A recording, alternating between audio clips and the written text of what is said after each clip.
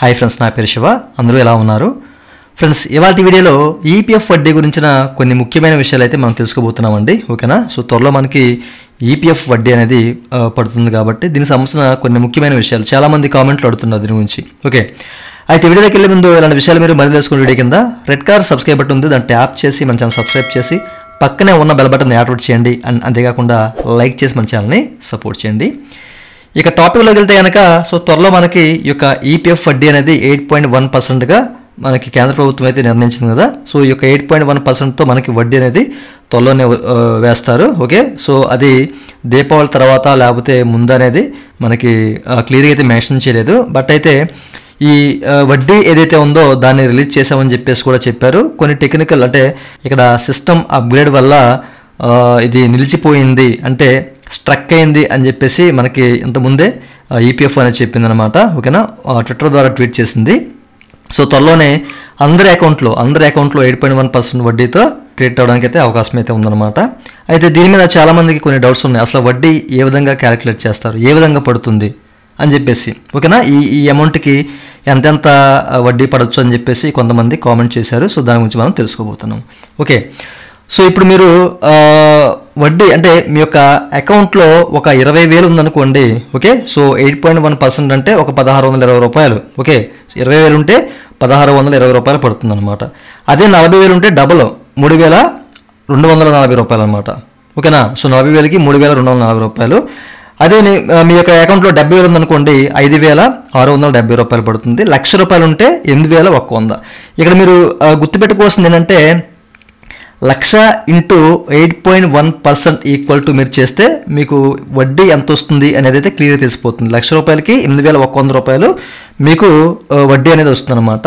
So ఇక 8,100 into ఎన్ని లక్షలు అయితే అన్ని లక్షలు, 3 లక్షలు అయితే 24,300 రూపాయలు అని చెప్పేసి, 5 లక్షలు అయితే 40,500 అని చెప్పేసి. ఓకే, సో అట్లాగే మీ అకౌంట్లో 8 లక్షలు ఉంటే 64,800 అని చెప్పేసి, 10 లక్షలు ఉంటే 81,000 అని చెప్పేసి ఇట్లా అనమాట. ఓకే, 1,00,000కి 8,100 రూపాయలు వస్తుందన్నమాట. అదే మీ యొక్క అకౌంట్లో 20,000 ఉంటే 1,620 రూపాయలు. ఓకే, 20,000కి 1,620 రూపాయలు. ఓకే, సో ఇట్లా అంటే 1,00,000 ఇంటూ మీరు 8.1% ఈక్వల్ టు చేస్తే మీకు వడ్డీ ఎంత పడుతుంది అనేది అయితే తెలిసిపోతుంది అనమాట. ఓకే, మీరు 20,000 10,000 ఎంతైనా కానివ్వండి ఇంటూ 8.1%. ఓకే, సో ఇట్లా మీరు క్యాలిక్యులేట్ చేసుకోండి. ఓకేనా? సో మీ వడ్డీ అనేది ఎంత పడుతుందో మీకు చాలా సింపుల్గా తెలిసిపోతుంది అనమాట. అయితే చాలామందికి ఇంకో డౌట్ ఏంటంటే, సార్ మేము ఇట్లా ప్రీవియస్లో అంటే ఒక 4 నెలల ముందు మాకు ఒక 2 లక్షలు 1,00,000 రూపాయలు ఉండేది, అది మేము విత్డ్రా చేసాము. ఓకే, అయితే ఇప్పుడు విత్డ్రా చేసి 4 నెలలు అవుతుంది, ఇప్పుడు మాకు వడ్డీ పడుతుంది, ఎంత పడుతుంది, ఉన్న అమౌంట్ మీద పడుతుందా, అసలు మా అకౌంట్లో ఏమీ లేదు ఎంప్లాయ్ షేర్లో మాకు వడ్డీ పడుతుందా లేదా అని చెప్పేసి చాలామందికి ఒక డౌట్. అయితే మీకు అప్పటి వరకు ఓకేనా ఒక ఫైనాన్షియల్ ఇయర్లో మీకు ఎంతవరకు అయితే ఉందో, అది 4 నెలలు ఉందా, 3 నెలలు ఉందా, 6 నెలలు ఉందా, 12 నెలలు ఉందా, సో ఇట్లా ఎంతవరకు అయితే ఉందో అంతవరకు మాత్రమే క్యాలిక్యులేట్ చేస్తారు. ఓకేనా? వడ్డీ పడకుండా అయితే ఉండదు. ఓకేనా? సో మీ అకౌంట్లో ప్రజెంట్ నిల్ అయిపోయినా అంటే ప్రీవియస్ 2 నెలల క్రితం మీకు ఒక అకౌంట్లో 2 లక్షలు ఉంది, ఇప్పుడు ప్రజెంట్ దాన్ని విత్డ్రా చేశారు, బట్ ఏమీ లేదు, అయినా కానీ మీకు పడుతుంది. ఓకే, సో ఈ 8 నెలలు లేకపోతే ఈ 9 నెలలు ప్రీవియస్ 10 నెలలు ఏదైతే ఉందో దానికి మాత్రమే వడ్డీ పడుతుంది. ఓకే, ఆ తర్వాత వచ్చే సంవత్సరంలో వడ్డీ పడే అవకాశం ఉండకపోవచ్చు. అంటే మీకు ఎంతో కొంత మళ్ళీ జనరేట్ అవుతుంది కాబట్టి ఎంప్లాయ్ షేర్లో ఎంతో కొంత అమౌంట్ వెళ్తుంది కాబట్టి దానికి మాత్రం వడ్డీ పడుతుంది. కాన్స్టెంట్గా 1,00,000 రూపాయలు మీరు ఒక ఫైనాన్షియల్ ఇయర్లో ఉంచితే కనుక మీకు 8,100 రూపాయలు పడుతుంది అనమాట.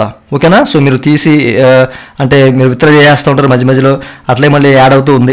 ఎట్లా మీకు 1,00,000 రూపాయలు మీరు మెయింటెనెన్స్ చేసుకుంటూ వచ్చారనుకోండి, మీకు అంత అమౌంట్ పడదు. ఓకేనా? తక్కువ పడుతుంది అనమాట.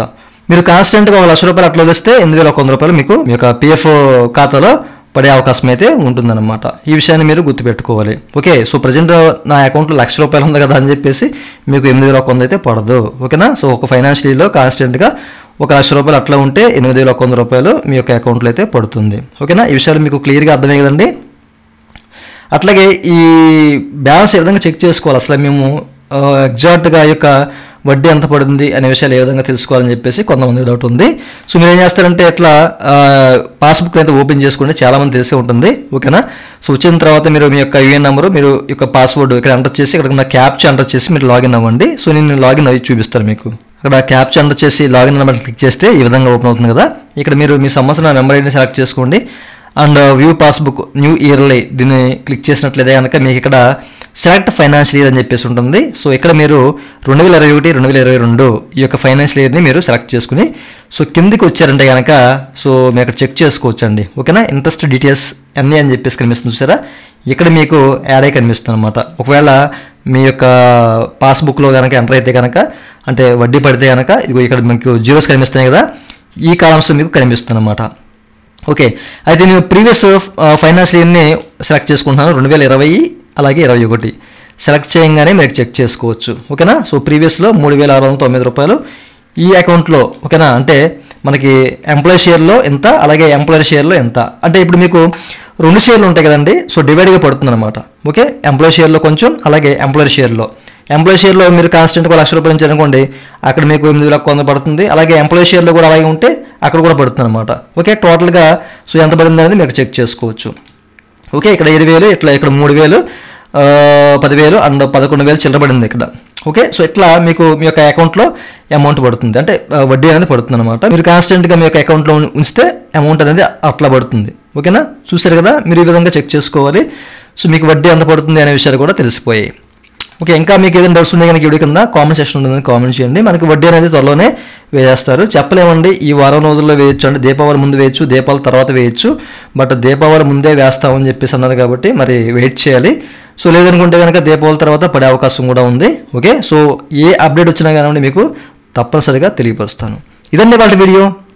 ఈ వీడియో మీకు నచ్చినట్లయితే ఈ వీడియో కింద లైక్ బటన్ ఉంది, లైక్ చేసి మన సపోర్ట్ చేయండి. అలాగే ఇలాంటి విషయాలు మీరు మరీ తెలుసుకుంటే వీడియో కింద రెడ్ కలర్ సబ్స్క్రైబ్ బటన్ ఉంది, దాన్ని ట్యాప్ చేసి మన ఛానల్ సబ్స్క్రైబ్ చేసి పక్కన ఉన్న బెల్ బటన్ యాక్టివేట్ చేసుకోండి. Thank you for watching and జై హింద్.